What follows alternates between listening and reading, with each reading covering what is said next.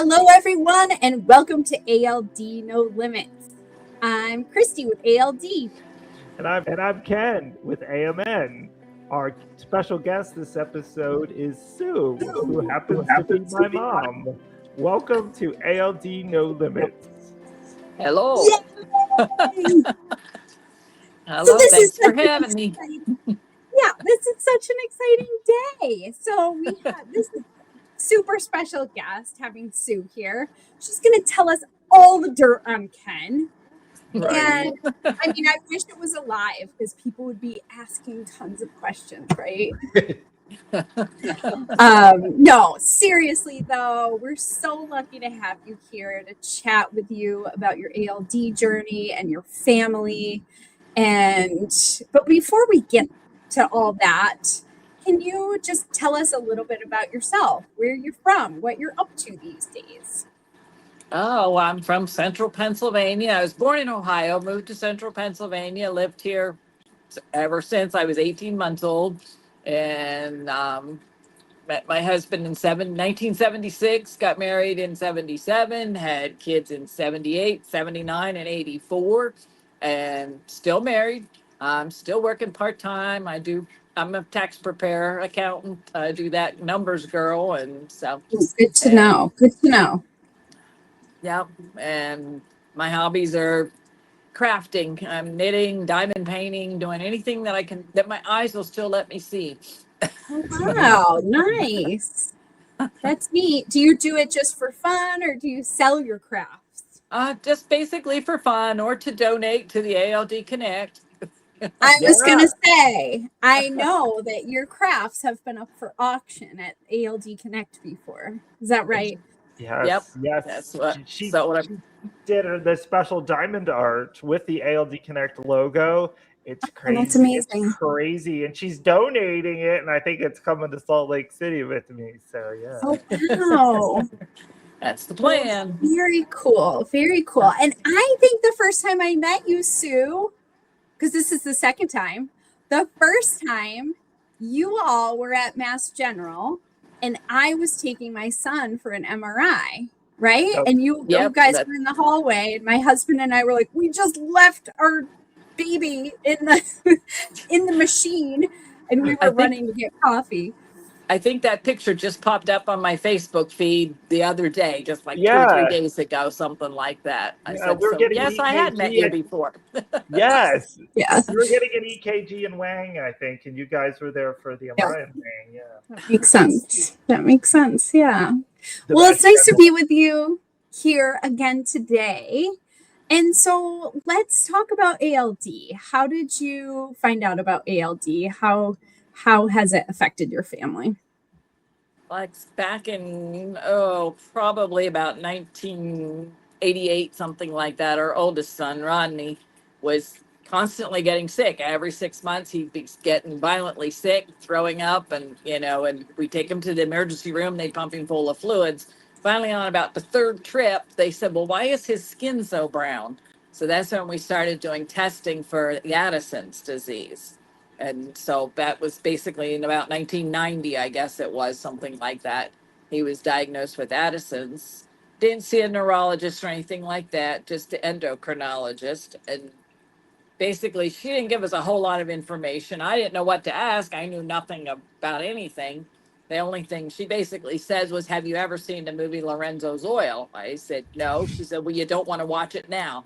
I'm like, okay. And basically that was all the information I was given at that time.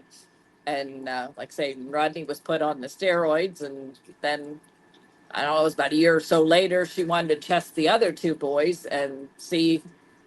I don't know if we actually did testing or whatever, but I said, well, they're fine. They don't have any of the other symptoms, and Derek, the middle one, he hadn't had any of the weight loss. He was still like 175 pounds. So it's like, I wasn't putting that kid on steroids. And so it's just, we just kind of left everything ride and dealt with Rodney as it was. And he never had, and once he was on the steroids, he seemed to be fine till he was in his mid 30s.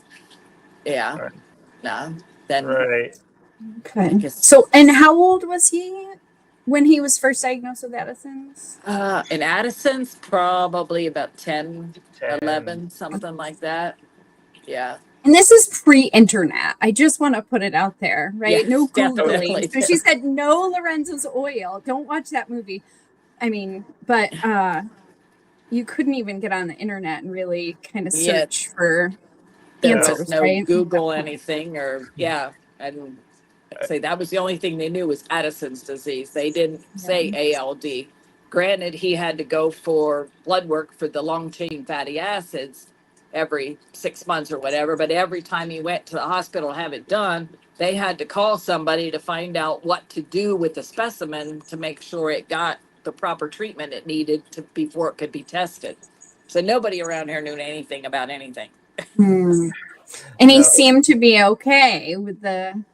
Yeah, once he was on the steroids, he gained weight. The skin color came back, or faded. It wasn't as dark, and but he was just never very energetic. We'll say he'd rather sit and read a book and play a video game or something than to go outside and play baseball or do anything. That type of stuff. So. And I remember I remember there was it was a blood test. I do remember the blood test. I always remember, I want to say, I always remember thinking it was something that was cold. Whatever, I don't know if they injected something, but it was really cold. I remember that. And there was something, I don't know exactly what they had to do with it. But there was something different they had to do back in the day. But yeah, and then of course and even if they did do anything with it, I was never identified that I had adrenal insufficiency, which, now that I'm an adult and I saw an endocrinologist that told me I had it, I'm fairly certain that I probably did as well. But thankfully, nothing ever happened, Never had any issues, no. No. So that's interesting, right? So the other boys weren't really having issues, even though, interesting. Like I said, the other thing I thought of the other day too, the only thing different, Rodney, when he was 4 weeks old, he had to have surgery. He had pyloric stenosis, which is the bottom of the stomach was closed. He couldn't, every time I'd feed him, he would throw it up. And so whether that would have anything to do with the ALD or, anything back in the day, they never followed through with anything like that. He had the surgery and he was fine. So. Okay. Interesting. Yeah. So then, fast forward to when Rodney was in his 30s, and that's when you found more information, right? Yeah.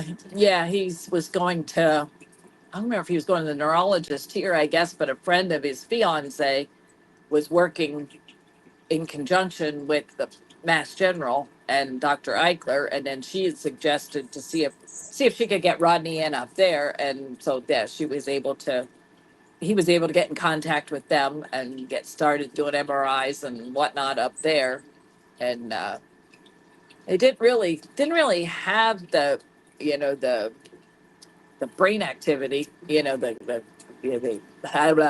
you to give me the terminology, I get lost. Oh, as far as like the white brain matter or lesions on the brain? The lesions or whatever. They didn't seem to find anything there right away. And then the AMN kind of kicked in. He had stumbled over the dog and fell into the wall, and he was going to physical therapy for his shoulder. And then the therapist finally said to one day, he said, I'm too concerned about your shoulder. I want to know why you're walking the way you are. And that's basically when we started doing the research then with the AMN. And so, he had that issue. But I don't know, we're going with that. So that's when his AMN, and of course, I think, I'm trying to think when I started going to see Dr. Eichler after he did. I don't think it was that long after that, maybe a couple years, maybe. I don't remember if you were, I think were you going up before he passed? Yes. I don't remember. Okay, so that was probably 16 or 17, then you started going up. So his first symptoms were really the gait issues, as you mentioned, like he started tripping and things like that. Yes. Yeah. Mm-hmm. Yes. And he had been referred to Dr. Eichler. Yes. Mm-hmm. So you all were going up to Boston. and he would use, like, say, the canes or a walker, or like, say, we put him in a wheelchair, and it just seemed like everything they suggested that would be helpful to him, that last year or so, he was progressing so fast till we would get the piece of equipment ordered and get it there. He was no longer able to use it. He just progressed so fast that we had him fitted for the electric wheelchair, but till it got here, at that point, he was already in the nursing home, and he never really did get to use that, because he just progressed so fast. But that was one thing frustrating with the medical system. Yeah. So it was, AMN, obviously, and then it advanced to cerebral ALD, and then that's where it kind of got to, how we got to that point then that, yeah, without going into a ton of details, but so he did go into a nursing home and we got to that point, but. Yeah. I'm so sorry. I'd say he went from working in like May or June till September of that year. He was bedridden and in a nursing home. He just progressed so fast once he started going. But it is what it is. Yeah. And that was so sorry. 2017. Obviously, he passed away, at the beginning of 2018? Yeah, January of 2018. Yep. Yeah. Oh. So yeah, that's that one, and that's that one. The other one beside me here on the screen, and there's the other one that he was born in '79. He'll be 47 this year. Yeah, that he has. And he has it. He never had the issues as a child either. It was just basically the adult stuff back in, was it 15? I guess 2015, something like that. He was having issues keeping a job. Right.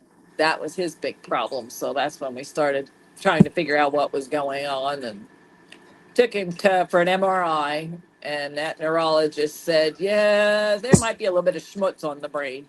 Which Dr. Eichler thought, that's a new term we haven't heard of yet. But Ken has said that before. And he tells me he was told that he has ALD, but it's not that bad, which I don't think they have any idea what they're talking about. I mean, you got to give hope to a patient, but at the same time, what does that mean? What does having ALD and not having it that bad mean? Right. And so again, he had that MRI, and then since then he's never really been back to get another followed up, because he'll tell you there's nothing wrong with him. But I mean, we can go, but he has progressed slowly. But again, which is interesting is like, it was quite obviously that there was a brain involvement. Like, he was just, he's like all over the place basically. And like his walking was actually better than mine. I think I started getting AMN symptoms before he did, and he has starting AMN symptoms, but mine progressed quicker. And but meanwhile, he's also dealing with brain involvement, so that was also kind of the interesting and weird thing. But it's scary. I mean, how interesting. So 3 boys, right? And each of them has ALD manifesting a bit differently in each case. Like, it is not cookie cutter. And is it fair to make the assumption you all have the same variant, right? This is a question that comes up sometimes in just newborn screening. Families are curious about variants. They're like, if, I want to know somebody with the same variant because I want to be able to predict how the disease will manifest. That's like it's logical to think that way, but in reality, it doesn't manifest the same way, right? Right. So even in your family, 3 boys with the same disease, like, looks very different, right? Oh, yes. Yeah, definitely. There's definitely differences. Yeah, and again, if you watched episode number 1, we touched a lot of this, but having mom's input too, she remembers some of the dates better than I do. But and then again, Derek he's currently in a group home. He wasn't. The the doctor he went to see has suggested he should be in a skilled nursing home. He's dealing with a lot with bladder and bowel issues and the AMN symptoms. So he went into a nursing home, and then somehow they moved him into a group home, which still has some nursing, but it's not as skilled.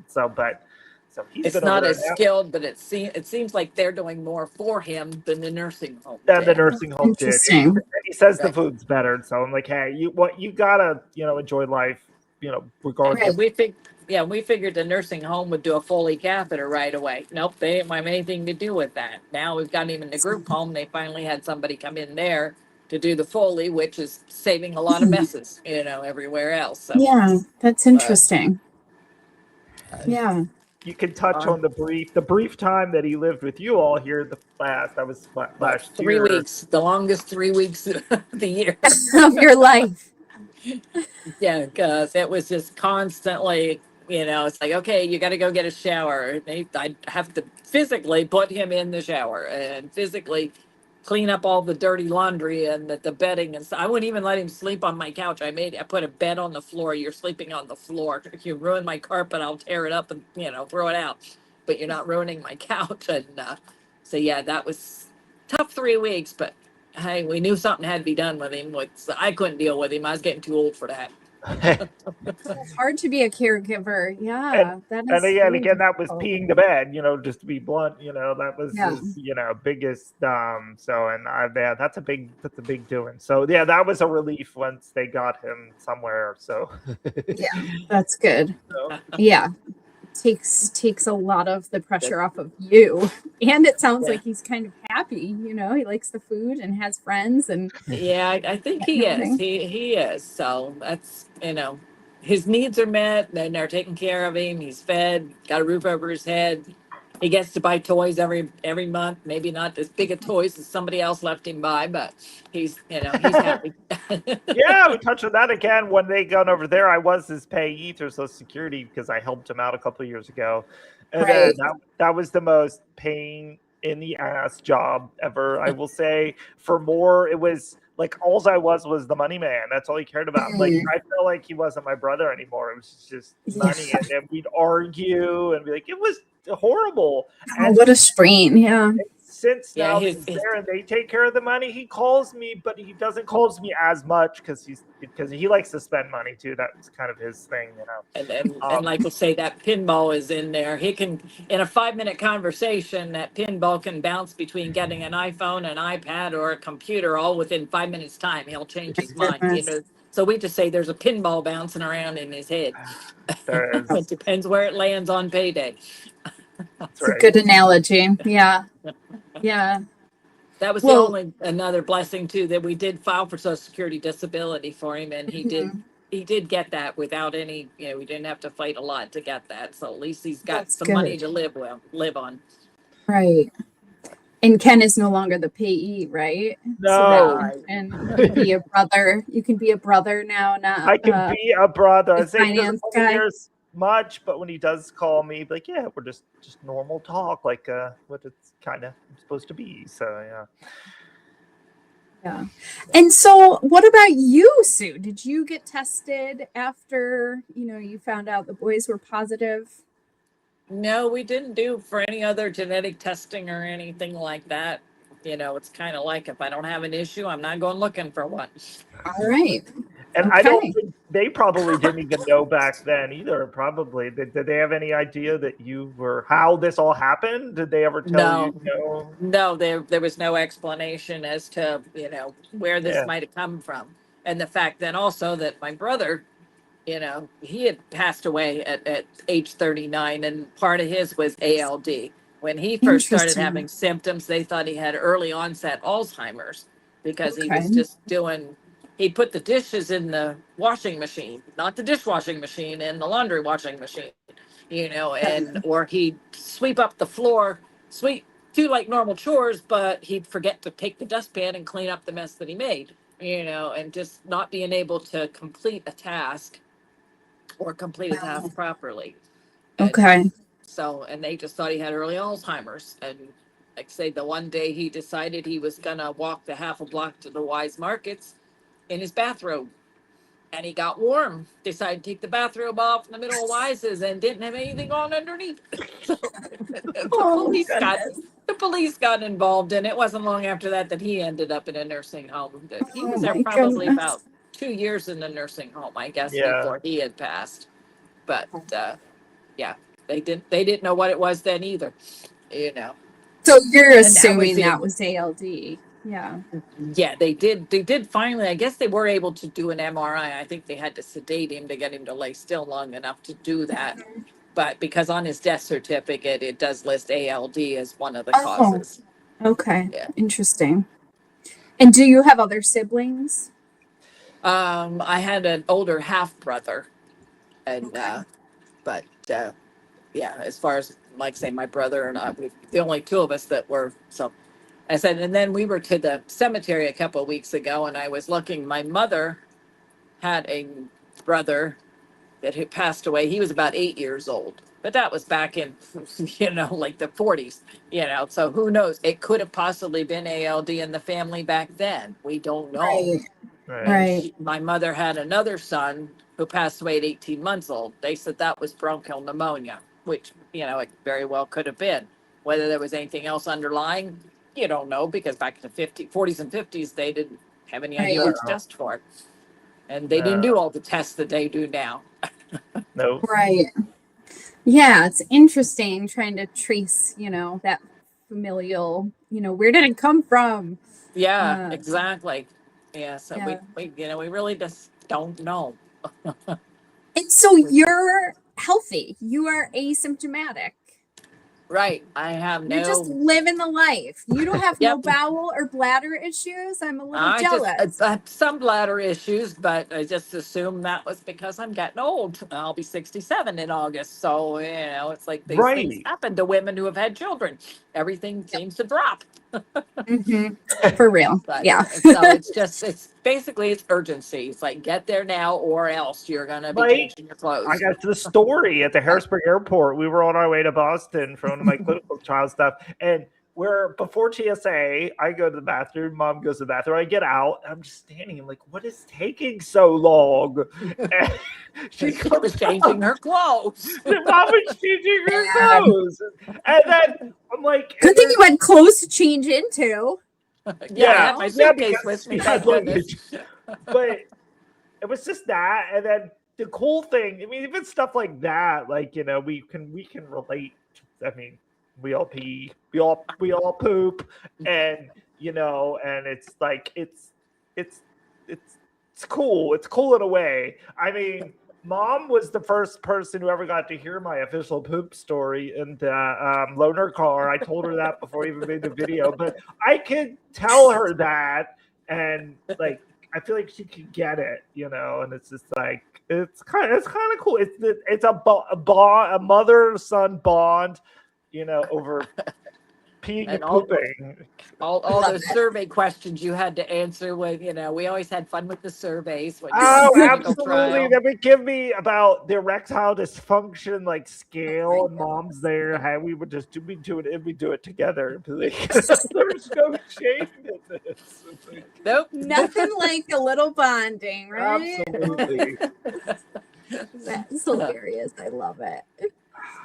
So, what are your hopes for your sons? I said Kenny was was on that clinical trial, and we're hoping it seems the medication is at least slowing down any progression, if there is indeed progression. And he's doing well, still working. Derek, he doesn't want to admit he has a problem that he should be, and I don't know why the nursing or the group home isn't, following through and trying to get him on a regular schedule. I can't do anything because when they moved him from the nursing home to the group home, I tried to get at least a phone call to let me know what was going on. He's over the age of 18. They're not telling me squat. So tricky, right? Yeah, kind of, unless, get some sort of medical power of attorney, our hands are tied. So right. It's just saying it is what it is. And, it's like. That's a good point, though, to bring up. When Rod was in the nursing home, they said about doing a feeding tube, and it's like, well, we could, but it's like, we know what's going to happen. Why put him through that and the chance of infection and whatever through that? And then it was like only like 2 or 3 days later that he passed. So it really would have been a waste of time, and just put him through that. And so we didn't know he was going to go that quick, but, Right. he just did. What about, I mean, we never really got into it, but there's probably a kind of a little bit. We always ask usually the women, like the moms, like mom guilt. When you started, did you have mom guilt? Of course, there's times Yeah. that it hits me, and then other times like, yeah, okay, well, Yeah. I knew nothing about it. Yeah, when we got married, you had to have a blood test to make sure you weren't gonna, create deformed children. Or I guess that was the reason for the blood test when you got married back in the day. I don't know, but Right. they definitely didn't test to see if our genes were gonna create what we created. Yeah. Yeah. But so. Well, and you had 3 beautiful boys, right? And there was nothing you could do to control this ALD diagnosis and how it manifested. And it's tragic and it's terrible. And, as a mom, I'm thankful that ours were the adult onset. Other than Rodney's Addison's disease, everything was the adult onset, and we didn't have to, deal with children, we were blessed in that way that we didn't have to, have, like with you guys having to go and have the MRIs and all that stuff done and putting your children in the hands of the doctors and stuff. I mean, that is youngers. Yeah, that's an interesting perspective. And my goodness, having a child who has passed, I can't imagine the grief and the pain that you dealt with, regardless of his age. I think of my 5-year-old, and I had a really hard time at his last MRI. Like, I was really like, he's supposed to go to kindergarten. He's learning, he's thriving in so many ways. He's playing soccer. He's, learning math. He's doing all these fun, putting Legos together. And I'm like, if this disease like sidelines him, it's going to be devastating, And I feel like, as a mom of a 5-year-old, it's like heart-wrenching every single time. But for a mom who's had a child pass at any age, I mean, that is so tragic. And I'm so sorry that you had to, manage that. And I don't know what it's like having lost a child, but I can only imagine it's just heartbreaking on a daily basis. Yep, it's never easy, but it gets easier. We guess that's how we say, I read that was a comment somewhere I read one time. It's never easy, but it does get easier. Knowing they're in a better place, like say with the way he was suffering and stuff, it's like say he had been gone when he was up to Boston the last couple times. He was doing Dr. Eichler wanted to try a drug they were using for MS to slow progression of MS. And so they had him on that. He had 2 rounds of that.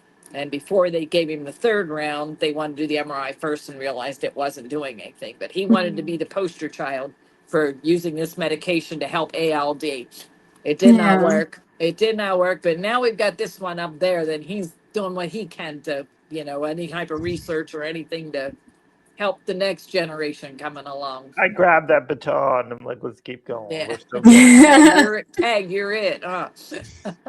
Well, and that's, really admirable because, scientific research is so important and how discouraging it is sometimes when things don't work. It's like, and we have to just try different things.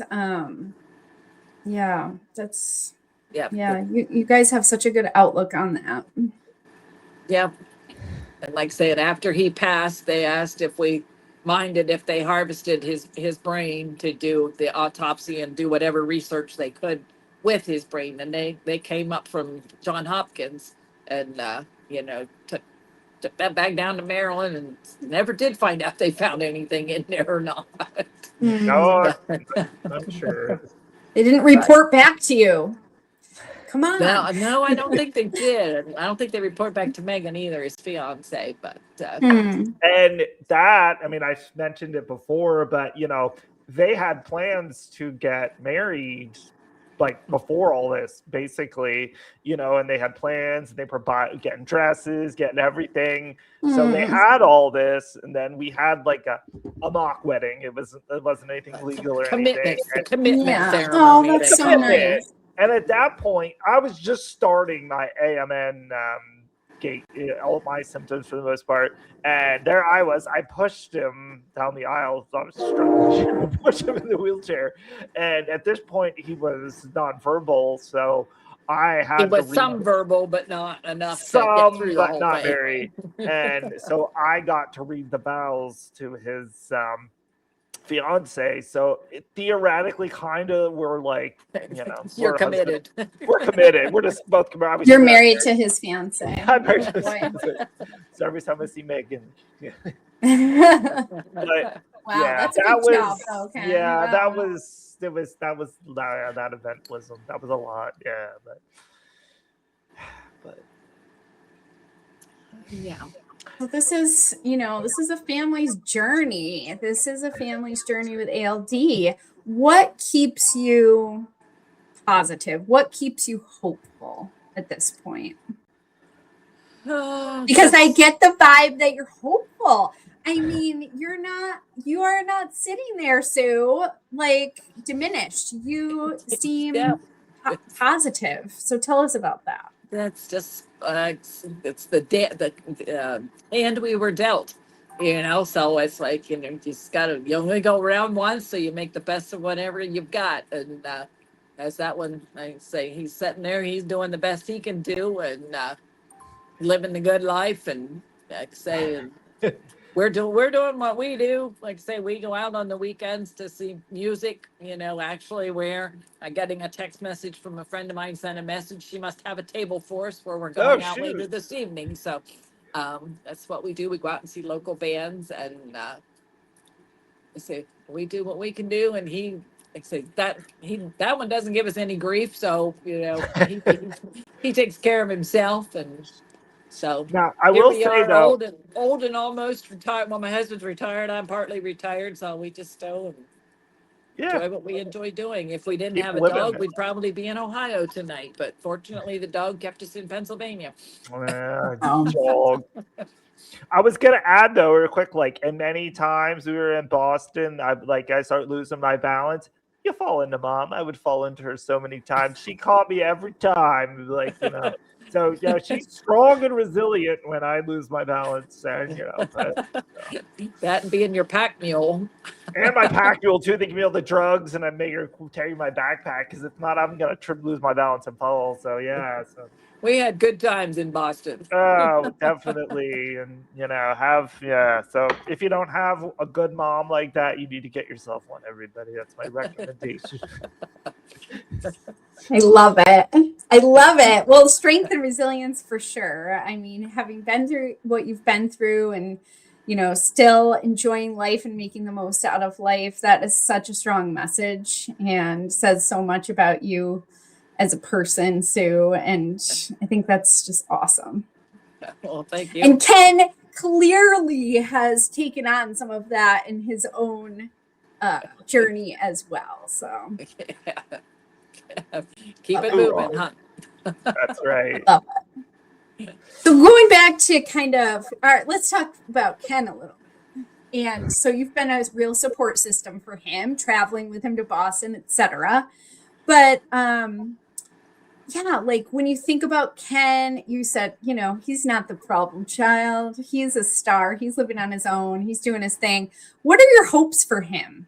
You mentioned a little bit about, new scientific research and stuff. Yeah, I understand he's never probably ever going to get married and have children, which I understand, and I'm okay with that. I don't have to be a grandma. Because you don't want to, Ken? I mean, Oh, now we put him on the spot. Uh-oh. I mean, the being with someone and having children, no, we're not doing it. Where this ends here, this is it. I mean, Derek's the same boat. I'm like, he's probably never going to ever meet somebody and have children. And just, it has to stop here. It's like killing the family lineage kind of, but ALD has to stop. And that's my thought. They can't keep moving on, it's a horrible disease and we've seen what it can do. And it's just, never saying I'm not going to ever settle down with anybody, but, no kids. Okay. Sorry. Well, Ken is on the market, everyone. Is that what I'm on- hearing? Okay, let's put it out there. Let's put it out there to the universe. Ken is an eligible bachelor on the market. That's right. Yeah. No, I think I just was curious, because it's great to live in the moment, and I think we all need to do a better job of that for sure. But I'm just, when we think about the future and what the future holds, like, just curious about your hopes for him. No cerebral ALD. That's my hope. We're not passing that any farther, huh? No brain disease. Not in our little circle. That's right. That's right. All right. Well, it's been such a joy talking to you. Ken has one last question here. We call it our $1 million question. I do. And this would be a lot for you, but the question is, if you could live one day without ALD, what would you do? Is there anything currently with ALD that's holding you back that you wish you could do different?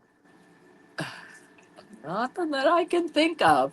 Like say, since I don't deal with the day-to-day symptoms, I was just a carrier and I decided to pass it on to you guys, not knowing. Yeah, to say if I had known, I really don't think I would have changed anything. I still would have had my kids, and you deal with what you're dealing with. God will. Yeah. Yeah. So. Yeah. Other than to take taken away from my kids, taken away from my boys without ALD. Yes. Take it away from your boys. I like that, right? Can we get a fill-in by the guy in the background real quick? Can you pop his head in? What's that? Guy in the background. The guy in the background, can you just pop in real quick and say hey? Okay. As soon as he gets done doing what he's doing, you need to pop around the corner here. Yeah. Well, we need it for the ratings. I need to introduce hear me. You need to get in on my camera. You need to introduce. Yeah, there is. Hello.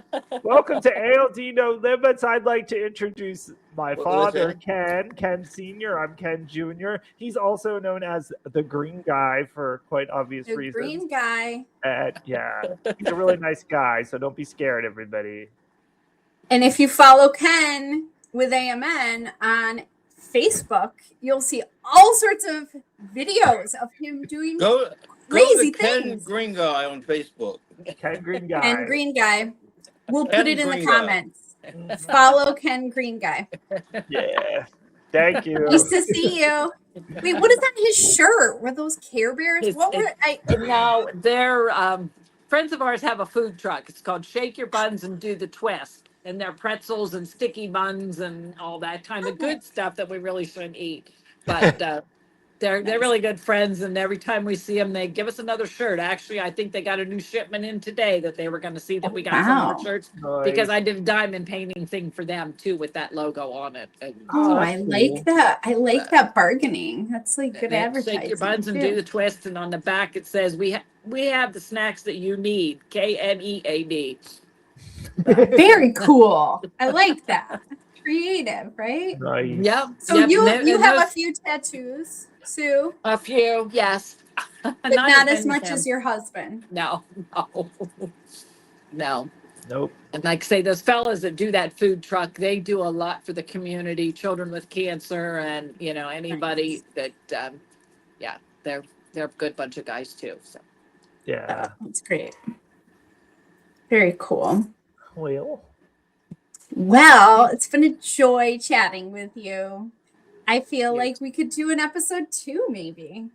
and have Ken Green Guy show up for more than just a moment. Well, there you go. Or You can put him in maybe, charge. maybe your brother, Derek. What was that? I said you can put Ken in charge. Put him behind the mic or the camera next time. I'm not in for this selfie stuff, you know. So you're really pushing the limits here, Kenny. Well, you're doing a good job. You did a great job. So blessed to have you. Absolutely. yes, we're so lucky to have you. And for our subscribers, we hope you enjoyed this conversation and learned a bit about Ken and his mom and their family story with ALD, but also the real underlying message about resilience and strength and really living, day by day and enjoying life despite some tragic things in life. And I just think that's a beautiful message and one that I'm going to take to heart and appreciate your time with us today. Okay, well, thanks for having me, and you guys all have a good day, and we'll see you soon. Sounds good. Thank you. Thank you. That was great. It was. It was great. And the stream.